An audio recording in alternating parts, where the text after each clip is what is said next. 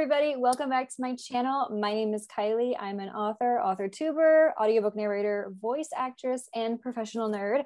And today I am joined by author and audiobook extraordinaire has become Kim Loraine. How are you? Hi. I'm good. How are you? So thank you so much for joining me. I am so excited to get into this because I have known you pretty much since I started audio narrating. And now you've kind of just taken the audiobook world by storm with your production company. Is it Audibly Addicted Productions? Because I know it was like Audible Addicted. I'm like Audibly Addicted because I knew that there was another slogan that was like Audible Addicted, but it's Audibly Addicted Productions. Yeah, because we have the podcast Audibly Addicted, and then it kind of evolved. And we were really lucky because, you know, we started the podcast because Mo, my partner in crime, and I are both huge audiobook fans. Yes. And like, I've been putting my books in audio from my very first one. You know, like it was not a question for me because I love them. And also I wanted to make my books accessible to people who maybe didn't have the ability to look at words on a page and read them. So, audiobooks were kind of my thing. And also I have a child who has ADHD and reading is very hard for him. Like he can do it and he's very good at it, but he prefers to like absorb it in a different way. So we started listening to audiobooks for him, and then it just kind of became the way I do it. And so then we just kind of took off. The podcast was really fun and wonderful, and we built these great relationships with narrators and authors. And then one of my author friends was like, hey, I want you to produce my audiobook for me. And I was like, I don't produce audiobooks. And she was like, yeah, you do. Now you do. And we did hers, and then it just took off.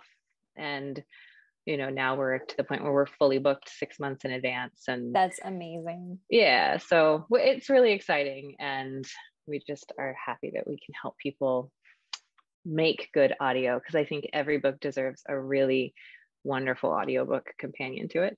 I would have to agree. It's a great extra avenue of income. I always encourage authors to think about it.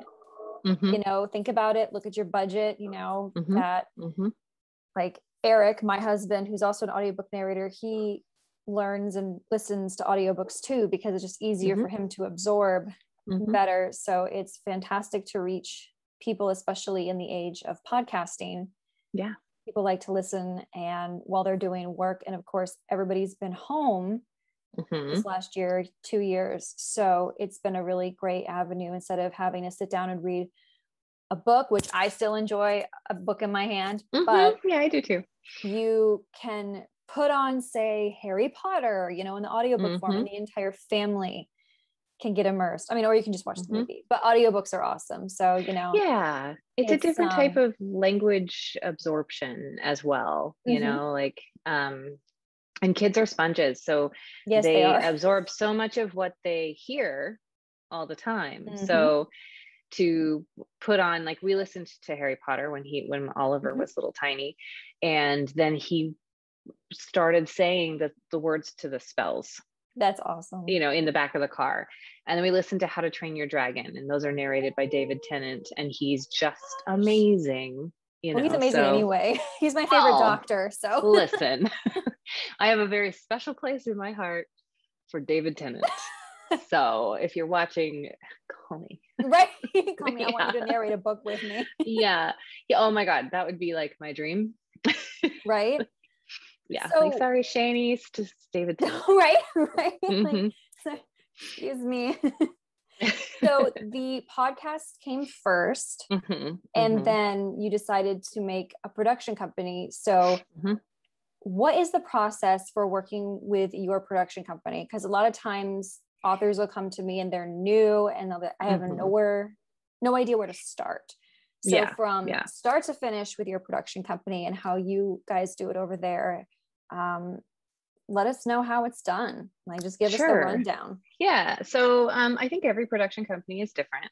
The way that we do it, because I think that being an author who's gone through all of it, I have a pretty unique perspective on both sides of it because I do narrate also. And so now I have this sort of, just like you, we know all of it, you know, like we're able to go through, we've experienced the good and we've experienced the bad. We've seen ACX be very challenging. And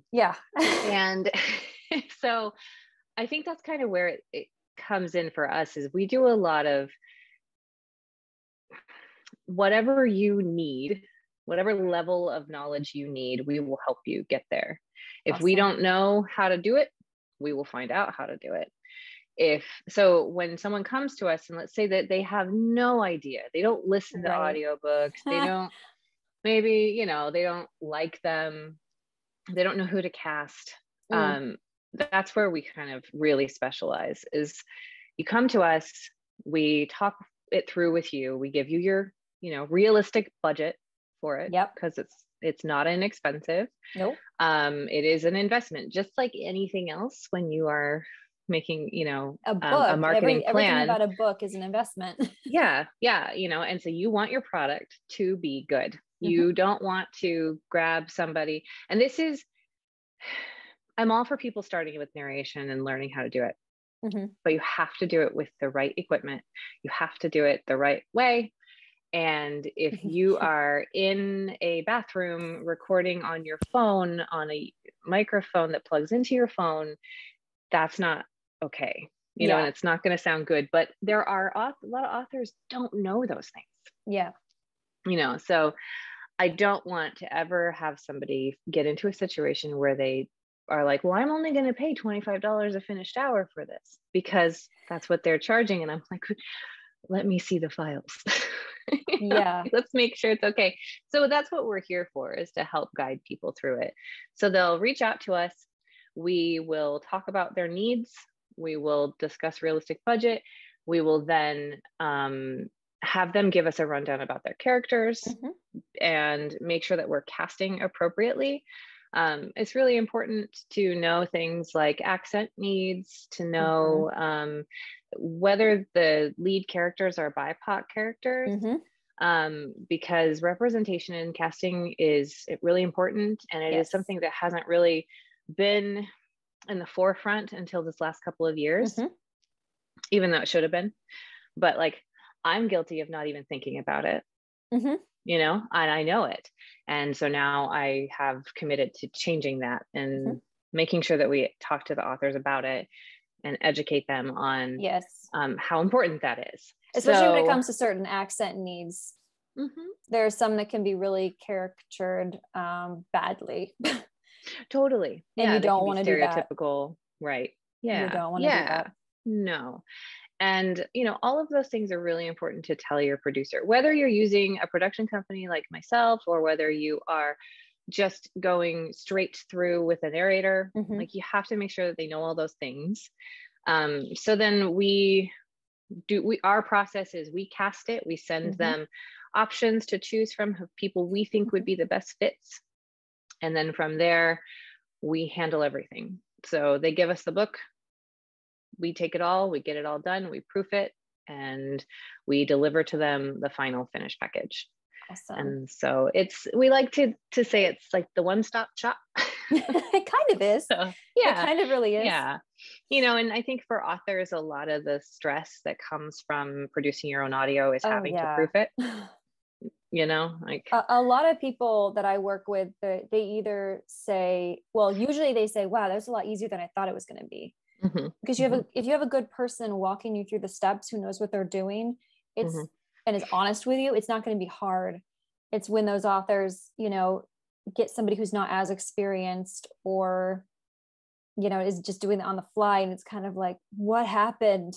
So it's one of those things where I'm sure, like me, like yourself, have run into the fact where an author is like, I got this audio back and I hate it.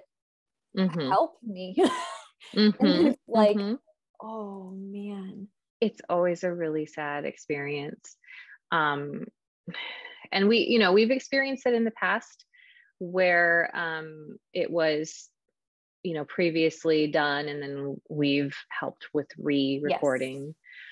But I hate having to do that. for many, many reasons, chiefly that it's very expensive. It's a very expensive mistake to make. And I've been really lucky to have not gone through that myself. Yeah. But that's because of the fact that I'm a listener, so I already know what voices I want. When I cast you as Gwen in my Arthurian male, Right. female book, I knew exactly that was what I wanted. I don't cast people unless I know exactly that their voice is going to fit that character. So we always ask them to listen to samples. Yes, that's important. Really important. We also always say that if they want an audition, we will do an audition. We normally don't ask for auditions because we're really confident in our casting choices.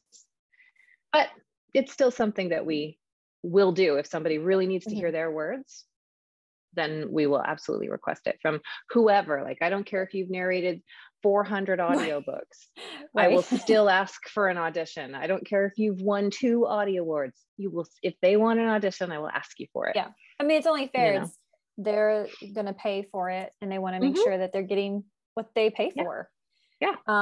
So is there anything, this is a funny question. Is there anything that has surprised you about the audiobook industry that you didn't know as maybe, say, an author, that now getting into the production side of it and working with narrators and working with authors from that angle that now and you're like, oh.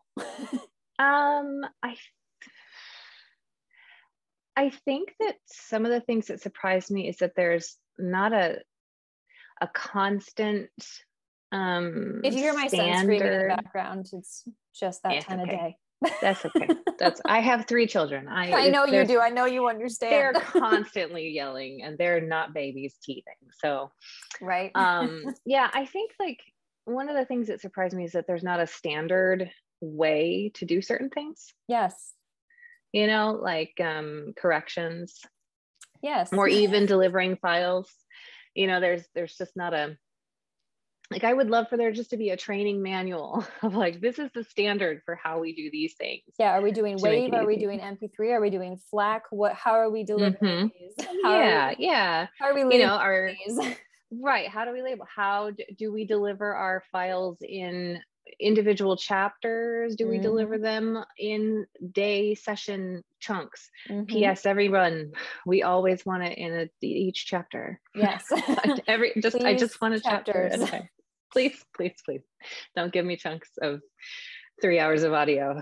Yeah. So I mean, but, and also like the punch and roll versus like a straight record.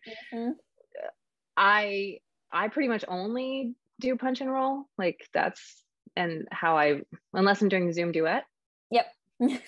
But everything else, but we do get sometimes that question of, and I'm like, oh, I forgot that people still do it this way.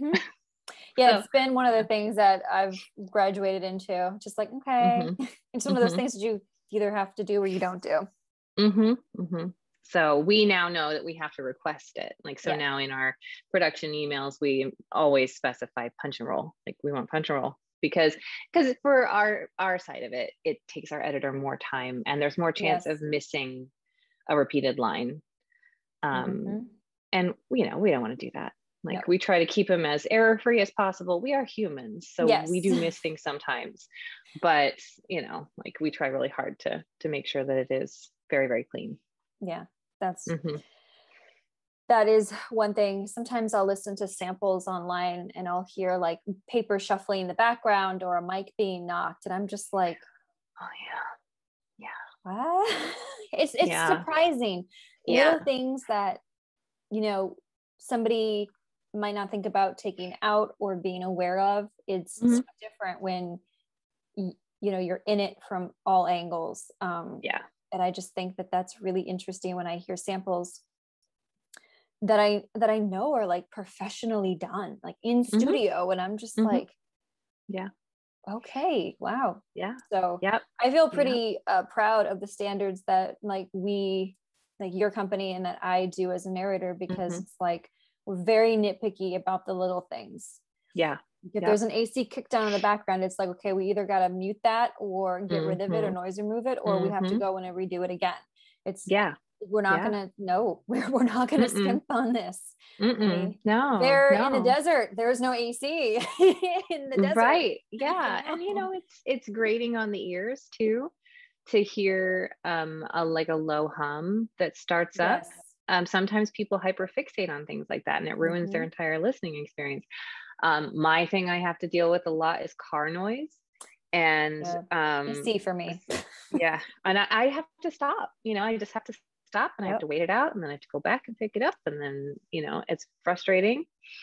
But I'm also not going to I'm going to try my hardest not to send in files that have a car rumbling up a hill in the background, because I know how hard that is for the editor to take out. Especially if it's said not in its own, like just stopping and giving it its time. If you're speaking, if it's under the words, it jumbles it all up. So how do you go about hunting down narrators for the production company, for your cast of people that you have going on a list? So at first, our list is curated, and the only reason we curated it makes it sound very fancy. The reason we curate our list, though, is just because we like to work with people who we know and have experience working with as much as possible, so that because when we cast them, we're vouching for them. Yep. And we're saying this person is going to be great for you. So we don't ever want, and we're not opposed to using new to us people. Like we always add to our list, but there's the selfish side of us. It's like, we want to work with people who are going to get us good files. Well, yeah. I think that's in any industry. Yeah. Who are easy to work with, who are professional. Like that's really important. Yeah. But also, I think that one of the things that we like to do when we're casting is get that information from the author ahead of time. Tell us, how old is this guy? How old is this woman? Where are they from? What kind of accent do you need them to have? What is their character archetype? Are we talking a broody, angry, possessive alpha male alien? Or are we talking the blue aliens? I love them. Right? Yeah. Or are we talking about a cinnamon roll guy who is just everyone's best friend, golden retriever energy all the way. Those. So that's really important, because there are certain guys I'm not going to cast as a super growly alpha male, throw you against the wall, bend you over a table guy. No. And then the golden retriever energy guy, he's very different, and we need to make sure that the voice fits. Also, age is important. Yes, age is very important. If he's 18, I don't care if he's British. I'm probably not going to cast Shane East. No, because Shane he's a man. He sounds like a man. He sounds like a grown ass man.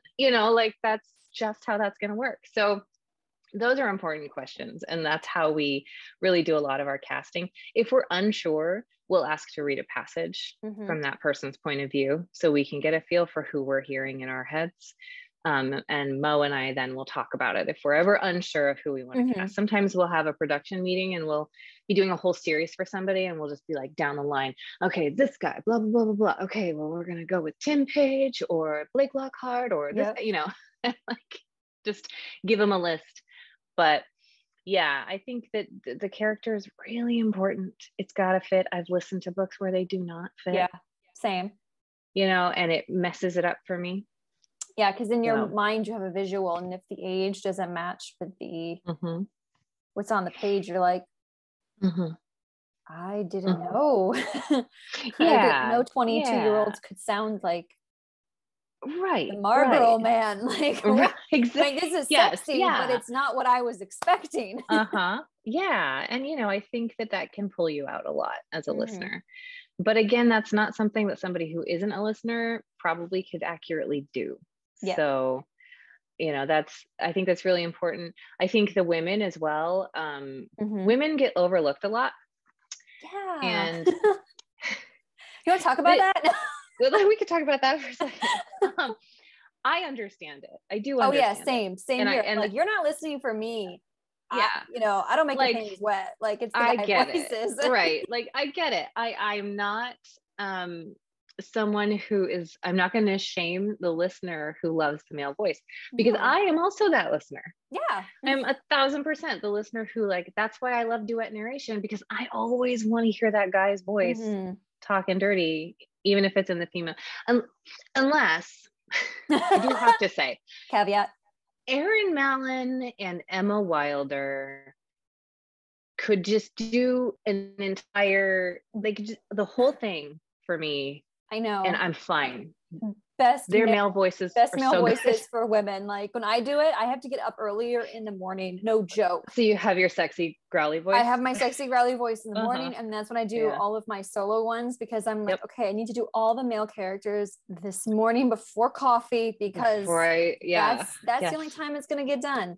Everything else, it's going to sound like a tween. Like, it's not going to work. It's really a challenge. And I think it's a challenge for the men too, to do female voices and not have to them do it sound like well stereotypes. And not be valley girly, right. It's like, oh boy, it's really like hard. that, do we? Yeah. And like, no, we don't. No, we don't. but also I think that the voices are something that we have to be able to do. Yes. Whether they're just a subtle version, which is fine, or whether they're a very distinct difference. Yes. But I think that's a skill that people always need to work on honing, because they need to do it, because, like it or not, for me anyway, as a listener, not every book's going to be in duet. Not every book's going to be right for duet. My books will always be duet because I'm in charge of that and I want it, yeah, right. So and so I think that it's just something that, when you're listening as a female listener who is, a female who is attracted to men, I'm going to gravitate towards the hero. I'm going to connect with him in a different way. The female is going to be my best friend who I'm living vicariously through. So her voice still has to be attractive to me. It still has to be well delivered. It still has to, the performance still has to be there. But I think I'm probably used to be less picky about my female narrator.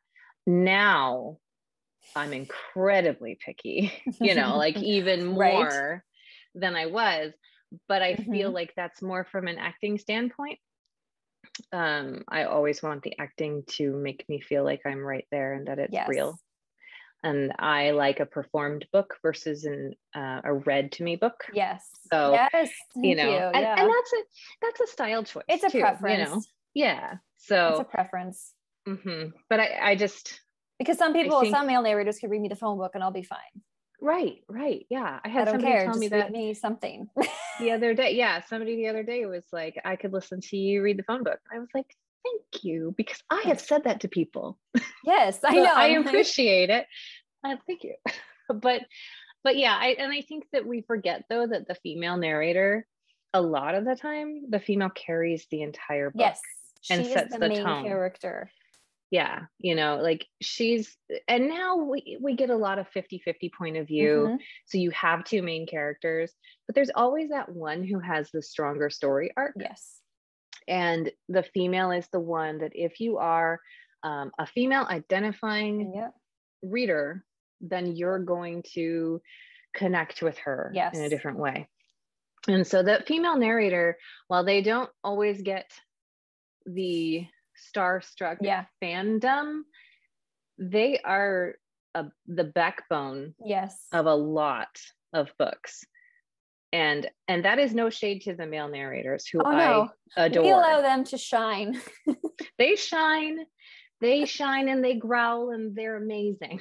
But also the women, like, and I have this huge list of female narrators who I just, like, anytime somebody's like, give me some female narrators, I'm like, let me whip out my list. Right, my list. Like, here they are. So, yep. So that was my soapbox. Sorry. Awesome. No, that's fine. I love that. Because I felt the same way too. Sometimes I've undercut my own, like, not like success or my own, you know, good job me thinking, oh, they're only listening for the guy. But it's like, if you weren't there, this whole book is being told from pretty much your point of view. Yep. He's just there to fill in the gaps and be sexy. Yeah. Yeah.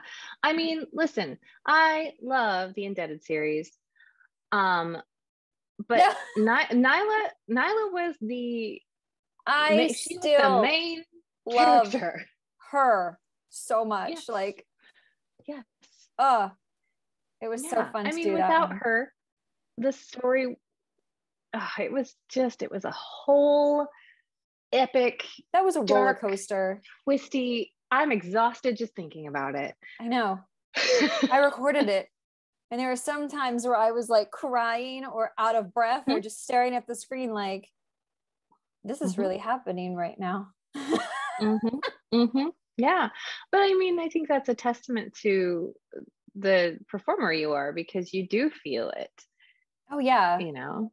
Yeah. You're right there with them. Exactly. And I felt like some books that you work on, you feel like you grow with the character. And sometimes you can even learn something about yourself that you weren't aware of. It's kind of like, oh, I've never thought of it that way before. Yeah. But putting yourself in somebody else's shoes, so to speak, you know, you're voicing them. It allows you to get a perspective that you might not have otherwise had, which I always find fascinating. Oh, it really is. And then there are the books that just really stay with you and will always stay with you forever. Yes. You know, like I did Tramp by Mary Elizabeth, and that book, I still think about it. You know, and I just like can't, like, I will always think about those characters. Yep. And I love that, because you want something to stay with you. Yes. There are those special ones that they just never leave you. They follow you everywhere, which is great. Everywhere. Yeah. So you do multicasting. Yes. Tell us about that process, because I was a part of one of yours and it was crazy, insane, and wonderful to hear all together. But I've never done more than putting together my own production side, 3 people at once. How the heck is it putting together like 6 to 10 people? It's a lot. It's a lot. We have quite a few planned for the next year. That's awesome. Some with me, some for other people. And when you say me, tell people what you mean by me. So there's 2 me's. She has 2. I didn't know how to segue into this because I didn't know if it was a pseudonym, but I'm pretty sure that people were aware that people know. Yeah. I tried to keep it a secret for the first like 20 books, and then I was getting messages and people were like, "It's you," and I was like, "It's me." So at this point, and then Aaron Shedlock outed me. Love him. So we were in a cocktail thing and he outed me, and it was the most adorable thing. That's so fun. I'm really bad at keeping secrets. I don't like them. They make me feel gross. So I started narrating as Stella Hunter. How long was it? A year and a half ago or so, I think. And I did the very first book I did was Saddle Up, which is mine, because I was like, I'm not testing this out on anybody else. Yep. The Cowboys. Yes. Yeah. And I did re-record that one recently with Aaron, and we did it duet this time. The first time was dual. And review wise, the listeners were like, it's great. Me wise, listening back to it, I was like, nope. Oh, always your first. Trust me, it's like the first, like you said, first 10 to 20. You're like, I don't want anybody to hear this, but you're learning. You're learning. You're doing your voice. You're getting comfortable. You're figuring out where your boundaries are and how can you cross those boundaries to get an even more authentic performance. And I did a lot of coaching. Shane was really wonderful, and he and I did coaching together. That's good. And he showed, like, we did a whole session where I was like, I need you to teach me how to perform a sex scene. You know, like, I got to do that.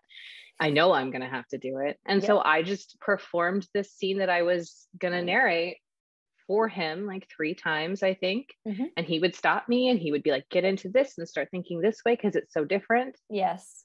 And he was really super helpful. Also, Emma Wilder and I did a session. We talked a lot about like intention and especially male voice. Yes. And I worked with Erin Spencer as well. And she was kind of the person at the very beginning. I did a session with her. And I was kind of like, tell me if I can't do this. Yeah, right. You know, like... And to be completely honest with you, as an author who is an audiobook person who loves it, who wants to narrate, that's the best place to go, because some people aren't cut out for it. Mm-mm, mm-mm. And you need it's exhausting. It's, you know, it's very time consuming. Yep. But yeah, multicasting, you're doing it like for a lot of people, a lot of big people. Yeah. So I don't narrate every book that we do. And when we're casting, if I feel like my voice is right for it, I will put Stella in the running. I don't usually tell the authors up front, this is me. If they choose me, then I will tell them it's me, because I don't want them to feel obligated. Right. Ever. And so one of the things that we have been doing, we've done a lot of duet. And, you know, of course we do, because I do duet. So now we do a ton of duet. And then the multicast kind of started to happen as reverse harem audiobooks have started to become much more popular, and they lend themselves to multicast really well. So it's an extensive process. It is. I'm so glad I'm not producing on any of those. It's a lot of project management and people management. And I think that's the biggest thing. And that's why you want a producer, you know, you really want a producer. And like currently we are in the middle of producing for Amy Dawes. We're doing Sweeper. And so I went through the script and I got it all prepared and it's color coded and highlighted and all of those things, because that's how I do it as a narrator, even when it's just duet. And so now we've got 4 narrators coming in on this, and we're managing all the different people. And I'm just glad that we can do it so that she doesn't have to do it. Right. You know, like that's our whole goal, is like, let's make this audio production thing for you easy. Right. And, you know, because they're used to pages and books. They're not used to editing software, microphones, people managing, like you said, you know, as an author, you have to manage yourself. That's hard enough. It's so hard.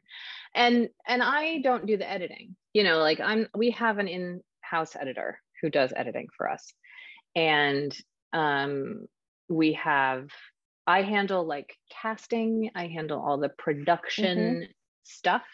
And then we have our editor, and then Mo proofs, and we have a couple of other proofers who take overflow.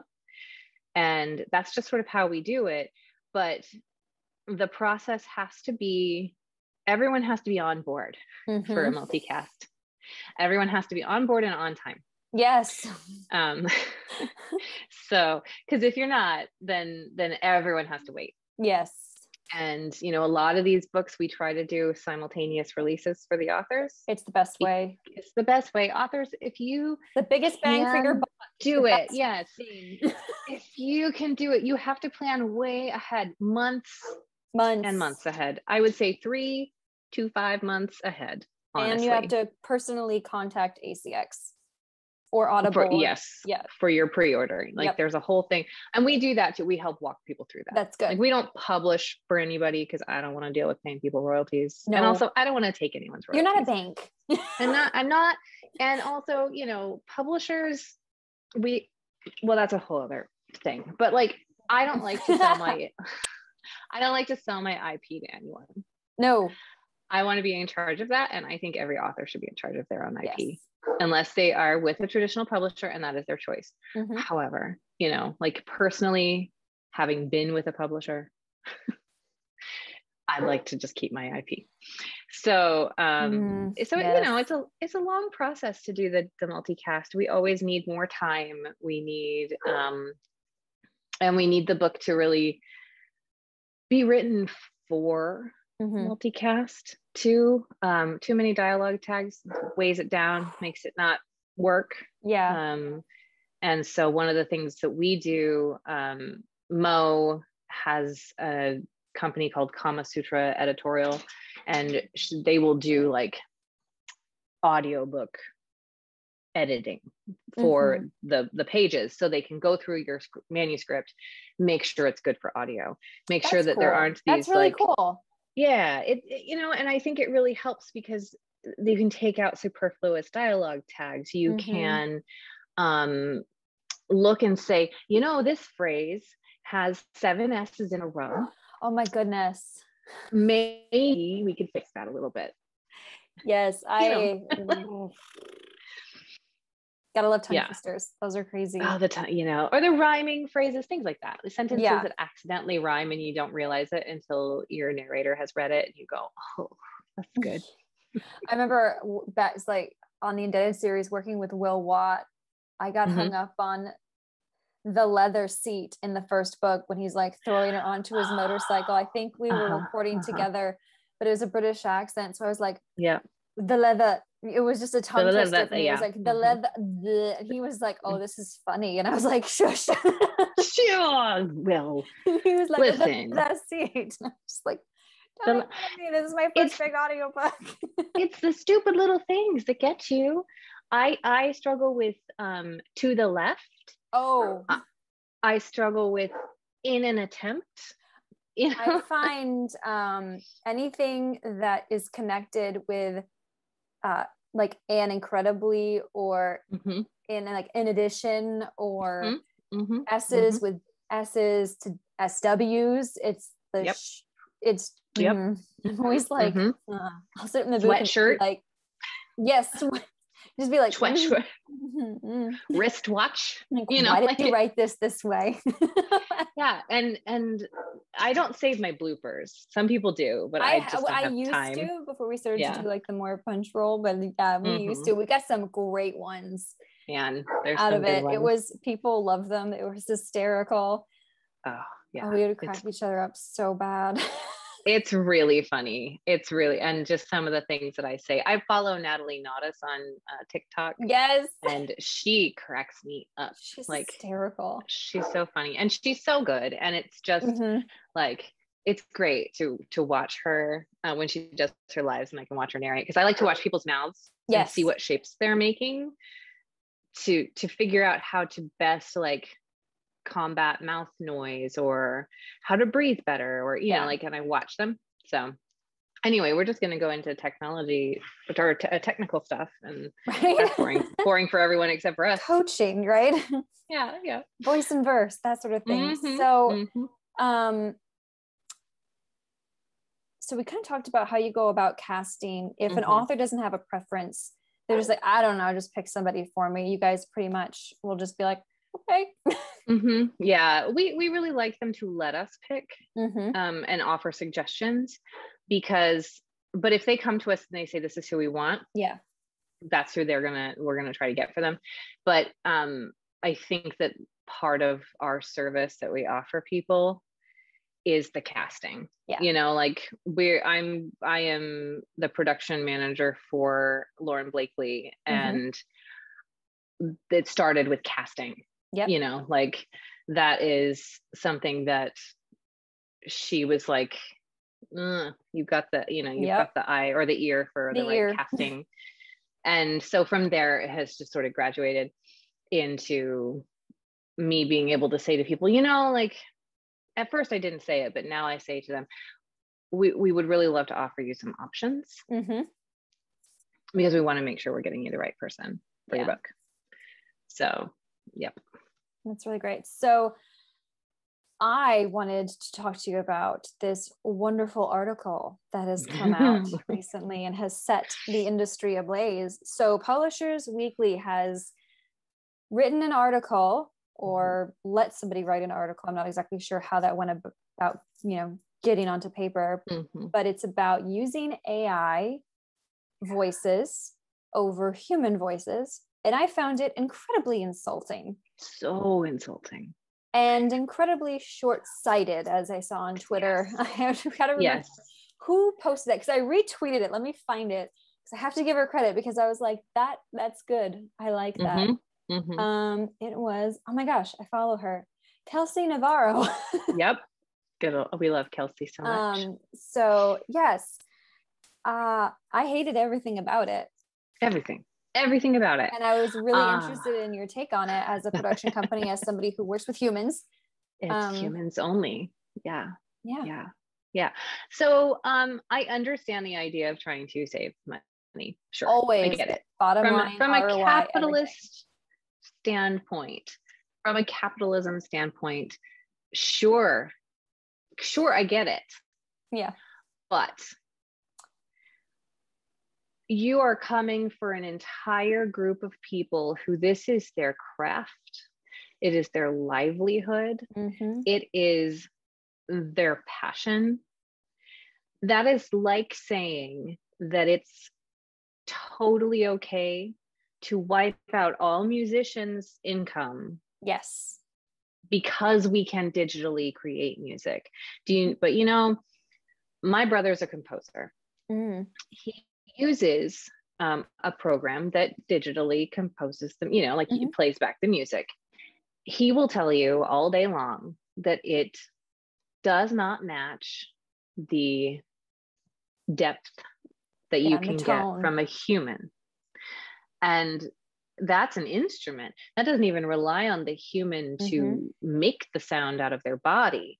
It's the emotion they put forth when they're performing, and the action, the intention, the dynamics. That there's so much that you would lose if you got rid of humanity in audiobooks. So much. Like, I was very incensed. I haven't really posted anything about it. I have retweeted. Oh, I have a whole YouTube rant running that I'm about to post like everywhere and just be like, yeah. But like, I can 1000% commit right now to saying that I will never use AI on my books. Yes. We will never produce AI books. And if that puts us out of business, I will go out of business. Same. Because there is nothing in this world that would make me take money out of narrators' pockets. You know, basically take food out of their mouths. Yep. Just to save money. No, it's a skill. It's such a skill. Even textbooks, even technical manuals, all of that stuff. Like, sure, you could have your Alexa read it to you. Oh yeah. It's gonna be really hard to retain it. Very much so. And I just, it's so soulless. It's so soulless. Yep. And the thing that really made me upset about reading the article was it said, you won't even know the difference. Oh, it's like, I beg to differ. You're not that good yet, AI. No. I mean, next thing you know, I'm in my YouTube video they have coming out, this rant, it'll probably come out before this comes out, but it's pretty much saying like, okay, then let's let AIs, read a bunch of New York Times bestselling romance and spit us out another New York Times, because it'll be like those three guys who wrote under a female pseudonym who won an award. And now we're going to be doing the same thing with AI. AI will be it'll be an LLC of God knows who, and they'll take all the top spots because we let a computer take in the information, the plot, all of that stuff, the beats, and then just spit out something. No. And it's like, let's do it to movies too. They're already half animated with the AI in cinematography, I should know this. I'm an actor. It's a hard word for me. It's one of those words like consciousness. Cinematography, is that where they like overlay? So it's already half that anyway. Why not just go the whole way and just computerize everything? So and I think they were talking about the prospect of AI actors completely, but I do believe that there was a huge backlash about that. And audiobook narrators aren't paid nearly on the same scale. And it's so much harder to get union status as an audiobook narrator. Yeah. Well, and let's also discuss the ridiculous figure of $1,000 a finished hour that narrators are commanding.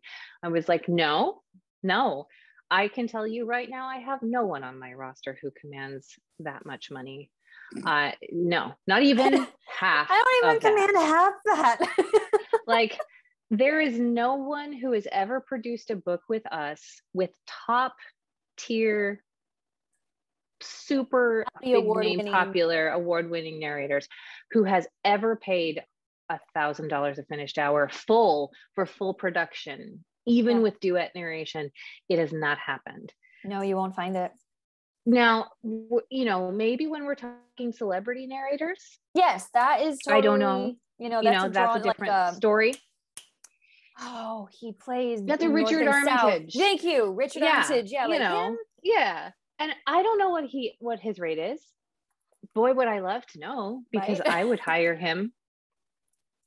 But the point being, they're just spouting falsehoods. Yes. Without any fact checking, and Publishers Weekly, we deserve better. Yes. What a disservice to your own industry. Yes. Let's shit all over the readers. Let's shit all over the narrators and the authors. Yeah. Everyone.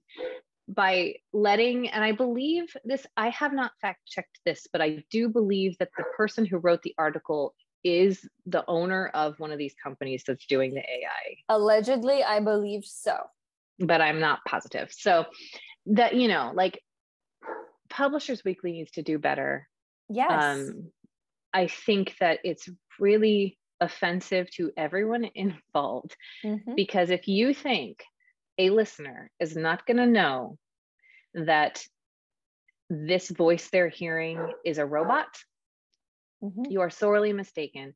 Not when you can listen to Davina Porter narrate the Outlander series with such amazing distinction between voices that you feel like you're right there. Come to me when they can do that. I don't think it's going to ever happen. No. There's always going to be some words, some phrases, and some word vowel or word consonant to vowel combos that you could always tell. Yeah. Well, the intonation is not right. The inflection is not right. And plus you'll get an influx all of a sudden of all these new narrators, names of these new narrators. And they'll be like, I have never heard, nor has one author or one narrator or production company ever interacted with you. Who are you? Yep. And I think it's very disheartening to see a big well, they know that's where the money lies now, right? So 10 years ago, the ebook became the thing. No more gateholders or gatekeepers for people who wanted to self-publish. We were told, oh, if you want to self-publish, you're going to ruin your career. Well, I remember that. Those people who self-published are now some of them are top tier and still, banging it out and doing better than those who have contracts and advances and with, the big four. And now it's audiobooks, because we're going into another dimension of telling the story, another avenue of telling the story. And they're realizing, podcasting is huge right now. YouTube content is king right now. People want voices in their ears, something to listen to. And audiobooks are that thing. And they now know that they can make some money. Yeah. Take advantage. Taking advantage it's very different to look at ebooks, which makes things more accessible. Yes. And doesn't remove there's no limiting factor. Right. It doesn't remove an entire group of people from the workforce. This would be the same as having an AI write a book for somebody. It would put all authors out of business. Oh, they do, but they're terrible. Awful. They're awful. And, I think it's really a scam Yeah. is how I feel about it personally. So I just hope that it doesn't get a foothold. I hope there's enough outcry against it. And I hope that consumers don't buy into it, because that's going to be the thing. If you want to protect the narrators' jobs, if you want to help narrators be able to continue narrating and do the thing that they do all day long, full time, in a hot which booth, provides them with medical benefits and retirement funds. I mean, it's not just like a hobby. It is your life. It is your career. If you want to help to make sure that they stay supported, then don't support AI audiobooks. It's very simple. You have to vote with your dollar, basically, So yeah. I mean, from an author standpoint, yeah, sure, I could do it. I could let an AI narrate my book, and I wouldn't sell any copies. Nobody would buy it. Not after they listen to that sample. What gets me is my brain went down like all the rabbit holes yesterday about it. And it's like, what if the technology got so good they could say clip somebody's voice like Shane East and duplicate it, and people wouldn't even know the difference? It's like, well, I mean, that is something. They could change it, it's like the fair use. They could change it to such a way where it's not exact, but at the same time, you've just stolen somebody's vocal identity. And that's really worrisome to me. Yeah, it is scary. It is really, really scary. And I think there are places where they are trying to get people to sign contracts that allow their voice to be used for AI. And narrators, I think audio people, voice actors, read your contracts. Read your contracts. I know that right now, at least, Audible does not allow AI. That's good. So I don't know if that is going to change. I hope not. I think we also need the audiobook distributors to, support us and put their feet down and say, we will not allow AI. I've seen a lot of outrage online in the groups I'm a part of, from narrators to listeners. So, and authors, a lot of authors. So I'm really hopeful that everybody will stick to their guns and say no to AI. And the authors who value audiobook performance are 100% going to be behind. Oh yeah, for sure. Keeping this from happening. The authors who aren't, they don't understand. They don't know yet. They're looking more for like, but it could save me money. Yes. And I'm saying, but you're putting people out of work. Yep. Like there's a reason and this is not me saying that narrators are the same as somebody at well, actually, what? I'm not even going to say it because it's going to come out wrong. But I think that automation naturally becomes something that is used in all venues. Yes. We have ATMs. We don't we still have bank tellers. Yes. We have self-checkout. We still have grocers. We still have cashiers. We still have all of these things. We have the need for the human. Yes. And I think a human is never less valuable than a machine. No. Ever. Nope. Clearly, I'm very passionate about this. No, same. I was like, I can't wait to ask her this, because this is like perfect timing for here. Yeah. So on a lighter note, 2022 is coming up. What do you and your company have for 2022 that you could talk about, or anything that I can talk about? Okay, let's see. What can I talk about? Because I know days and everything like that are a thing. Yeah, there's some things where I can't. We have a lot of stuff in the works. I like that. We have a lot. We are already booking into the end of summer. That's for awesome. production. My narration schedule is extremely full, which is wonderful. I can't narrate as much as some people do, because I also write and I have to have time for that. And but I still my dance card's really full, and that's wonderful. I'm really thankful. I personally am co-writing a reverse harem series. I see that. And it is It's called The Mate Games, and it is a paranormal reverse harem. And I can't say a ton about it, but I can say that it will be duet multicast. That's awesome. And all of the guys will have their own distinct voice. Good. Some of the voices will be people I have used before, and some of the voices will be people who are new to my books. And then Stella's gonna do the female, because I mean, you know, at this point, as somebody who narrates her own books, and it's just easier that way. Yeah, because you know what you want out of the character. Yeah. And that was one of the sad things for me about starting to narrate my own books, was that then I was like, well, now I don't hire female narrators for my books because I am the female narrator for my books. But totally fine. At the same time, I was like, I don't think Kylie's going to be mad at me about that. No. I don't think so. Like I said, as somebody who narrates her own audiobooks, it makes sense. Save yourself some money. Yeah.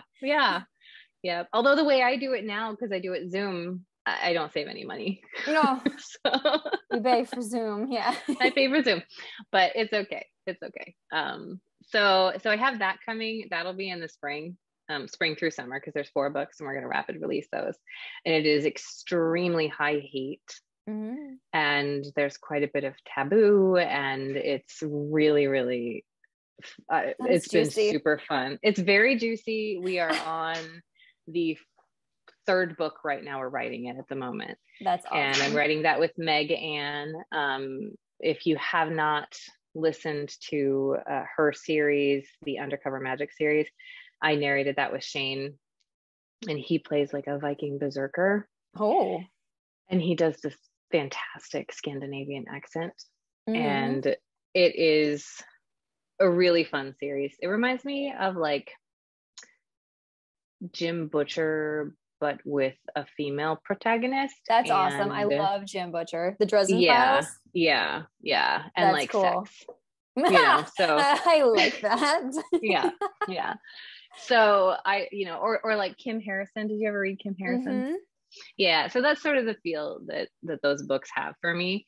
I really like them. Nord and Lena are really good characters. So that's awesome. Yeah. So that's in the works. And then I have some more contemporary stuff planned for next year as well. And then, we have just so many books scheduled for people, like, and lots of different authors. We are about to start working on Jill Bankston's newest book called Ripple Effect. And so that one's going to be fun. And I can say that because she's announced it. It's allowed. Yeah.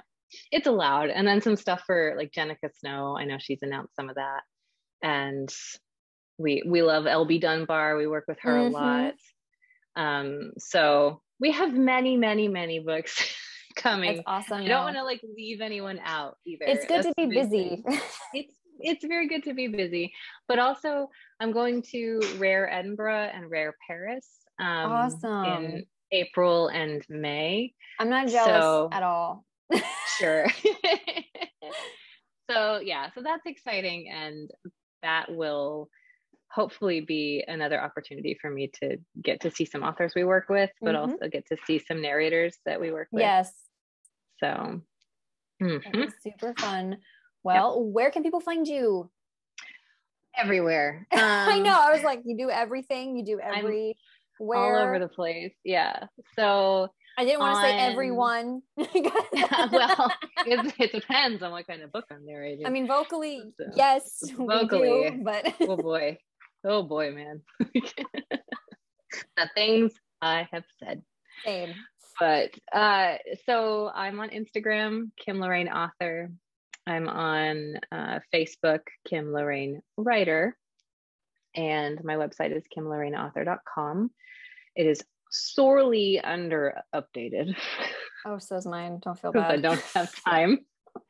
And Audibly Addicted, you can find us at Audibly Addicted everywhere, on all the places. And then I'm on TikTok as well. Awesome. it is Kim Loraine, author there. Don't worry, she is happily married, guys. Don't worry. Yeah, happily married. She talks about Who her wouldn't books, want this? not her personal life. No, I don't talk about my personal life. My goodness, that was a whole situation. That was funny. That I was laughing so hard when that came out. I was like, oh my God. So for people who might watch, I did this TikTok where it was like lip syncing to that Mika song, Grace Kelly. And it was a popular trend. And I was doing my makeup. And then in my captions, I did the plot for my book, Ridden Hard, which is an accidental pregnancy romance with an older heroine, a younger hero. And it went viral. And I had like messages from people who were people I knew when I lived in Japan who were like, oh my God, are you and your husband okay? I saw that you like you got pregnant by a cowboy. And I was like, I'm an author. and then my husband also, like, people were asking him at work if everything was okay because they saw my TikTok. And I was like, I hold up the book at the end. Like, it's there. The book cover is right there with the hot cowboy on it. You know, like it was, but it was crazy. It went viral and I sold a few $100s worth of books, which was good. So, you know, and he just thinks it's hilarious. No, I would like, hope so. This is so funny. And I was like, okay, because I feel really bad. It's not you. It's literally my book. So, yep. So if you want to go viral on TikTok, just have your first line be like, after my divorce. Yep. People will watch it. Well, thank you so much, Kim, for being with me. I really appreciate it. Thank you. We need to talk more. Yes, we do. I always learn something. It's always fun to just pick another narrator's brain, another, production company's brain on how you do things. Because I think it helps keep everybody in the loop. So follow Kim. I will link all of her social medias down below. And until next time, guys, and love.